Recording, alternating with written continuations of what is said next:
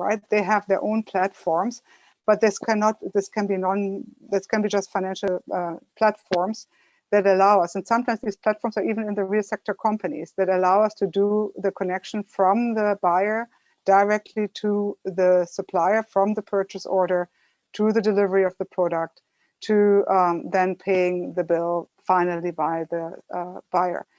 It's a very interesting way of doing it, and it's incentivizing, I think, good behavior in the supply chain and achieving objectives. You know, a lot of the large companies make sustainability promises, increasingly so, about water use, about CO2 emissions, and they go beyond the scope 1 and scope 2. They go also into scope 3. And that is becoming very interesting and allows opportunities in using the financial systems to achieve these objectives, but also to increase transparency.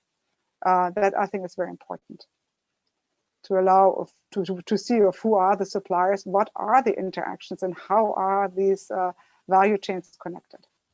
The sticky and the carrot is definitely something that comes a lot. So Marie, we were discussing that previously. You know, do you have blacklists of certain companies that are engaged in certain behaviors that you would not finance, or do you have green ones where you just want to finance more?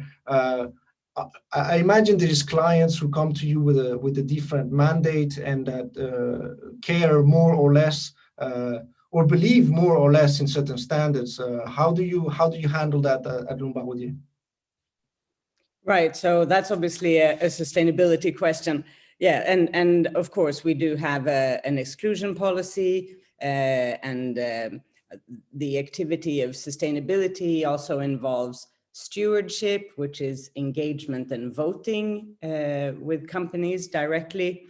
And of course, we have many ways that we assess the greenness, perhaps, of products that we propose to our clients. And I don't want to take up too much time with explaining that process, but this is definitely a core conviction at our bank that that this monumental change that the world economy is experiencing at the moment is not only a threat, but a great opportunity and a fantastic investment opportunity. So that's what I would like to say about that. And now, if I may, I would just want to point out, of course, that the people who are usually excluded from financial services do not tend to be our clients, right? And unfortunately, there's as many as 1.7 billion of them today who are excluded from financial services. And 1 billion of those 1.7 billion are women. Yeah. So this, I think, is obviously needs to be changed. This has to change. And the interesting, I mean, you know, amongst many other important facts, but of course, these people who tend to be excluded from financial services live in developing countries, so live already in lesser income countries, and they tend to be the lesser income people in those lesser income countries. And often they are also less educated and often, of course, excluded also from the labor market. So in terms of aid and effort, of course, if we can improve people's incomes and education levels and improve access to the job market, we would also improve financial inclusion. But it also works the other way around. And this is what I think is really interesting, that there are many studies that show that if you help primarily women with giving them financial access, you actually improve all of these things. So they become less poor, they save more money, and they have greater access to jobs and education and relative, you know, improved living conditions. So that, I think, is an interesting interaction, and therefore clearly what we want from this financial future of ours is absolutely more transparency. The more information we have, the better it is for everybody, there's no doubt. But we also need to provide these financial services cheaper, faster, and better. That's my profound conviction on that. I'm going, thank you, Marie. You made me think about a lot of things, but I'm going to take the hat of the hardcore libertarian, taking the hat of the Bastiat Society, right?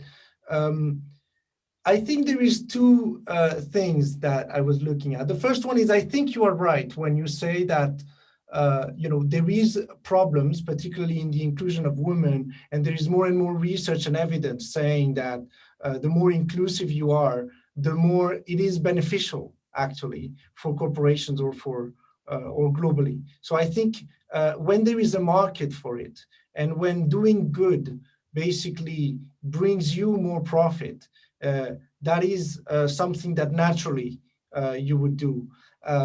Now, taking into account the word inclusiveness, right? I kind of frame it this way because we are talking about inclusion, but when we are deciding that some companies will not be financed and some companies will be financed, the question a libertarian would say is, who are the angels who are going to decide the winners and losers? Who are the angels who will decide what is good and what is wrong? And should there be any angels as such? So I want to provoke a little bit the thought, because I think Peteris probably has something to say about that. But before we go there, Michel, what do you think? Should there be any angels deciding what is right and what is wrong in terms of the carrot and the stick? Good or evil? I have to think about this one.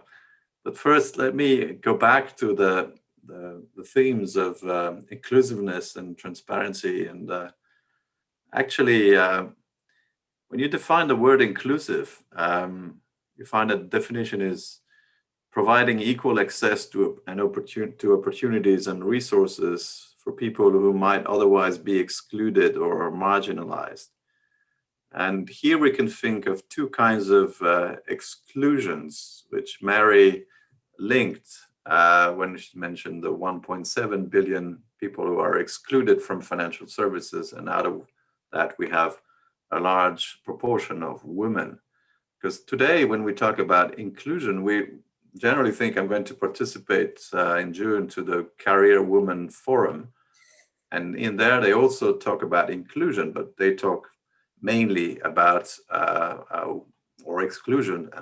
So women inclusion, highlighting, for instance, what we spoke here, that if you include 30% women in the senior management or board level in companies, then academic studies show that these firms produce better results. So yes, there are these two kind of exclusion that we need to address when we talk about inclusiveness.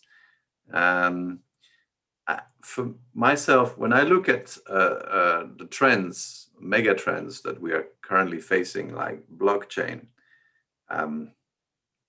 and the words toward a digital economy, it's certainly, if we need to just think of inclusiveness, then for me, it's a double plus. It's a plus using digitalizations to provide financial services to people, especially in the developed countries, that may not have access otherwise to safe ways to save money and transport money and not be attacked. You know, if you think of people selling agricultural goods in Africa, having to travel, walk for hours before they can sell their merchandise, and then get cash and they get robbed. And so a way to use their phone and provide digital services for them, it's clearly a big plus. But when we deal with transparency and blockchain, we're given this idea that blockchain, all the crypto assets, improve transparency because everything is out there. But we have a problem here. There is transparency, but there is also anonymity. And there are ways, if you go if you Google blockchain transparency anonymity, you will find that there are lots of tools that are given to the people who use crypto assets to anonymize their transactions and to escape, to get out of the radars and to transfer Bitcoins into XMR, what's that, Monero currency, and then go back to Bitcoin, and then your Bitcoin's holdings are completely anonymous. This is why they're used by hackers. This is why they're used by criminals. So here we really need, here it's not a double plus, as when we're dealing with transparency and digitalization of the world, we clearly need to address this problem of having a potentially transparent system, but that allows anonymity, and in that is not ideally transparent. Thank you, Michel. I don't know if you dodged the question or if you just had so much to say that you said what you thought was more important. So we'll get back to it. But the angel, yes. But before that, I wanna put the gear back a little bit to that because we also have a question that goes along that line, which is how do we balance the inclusion of financing requirements? Okay, so what I mean by that is, particularly for those poorer countries, when you establish a standard, it always puts a level of standard and a barrier for entry. The more standards you have, the more compliance you have to do. And then sometimes that puts you out of the market because you cannot go into that activity. And so if the standard and the bar is too high, doesn't it actually remove the potential for inclusion? And that's the question from Brad DeVos, who is a director at the AIER. He says, for example, what if a mining company is in developing countries can't meet such a first world standard? Wouldn't financing them help the grow and become more efficient, i.e. sustainable in the future? So maybe we can join that question to the angel story, and if Peteris, you can give us your opinion about it. I'd be happy to hear. Well, I say now we're in angels and financing and coming together. Well, I mean, obviously we in the European Union are a market economy. So obviously a free market, sometimes described as a social market economy. And I didn't mention at the beginning, I'm a lawyer. My doctorate is in law, so I'm not among the economists here. But I have done various reading in the economic field, Adam Smith, Wealth of Nations, Theory of Moral Sentiments, Schumpeter, Can Capitalism Survive? And I mean, some of the things that you do see, if you want a flourishing market economy, you need certain prerequisites like a rule of law. It helps to have an excellent education system. We see an innovation, universities with tech transfer into the economy, a monetary and financial stability. So, I mean, I think there is a strong role for the state. And in the area where I work most of all, the internet probably wouldn't have happened without DARPA and the strong intervention of the US government. And those who know the history, there was also a French national initiative, the Minitel, which wasn't as good as the internet. But again, I mean, if it had been the only thing out there, it might have become the dominant network in the world. But in any case, they were both investments that were coming from the side of governments, as is much of the history of venture capital in the US. If you read another book, I can mention Venture Capital and American History. And Georges Doriot at Harvard Business School, a Frenchman, interestingly, who was behind a lot of the start, along with government interventions. So, I mean, I think there is definitely a role for government interventions to do good things in a market economy while leaving those things up to the market actors that should be left up to them, like making shoes and all kinds of things. Also applications for the internet to enjoy yourself or to buy and sell all kinds of things, including perhaps crypto assets. And we in the European Union and the European Commission, I mentioned we're building a blockchain services infrastructure, which is a little bit like our contribution perhaps to the next generation's internet.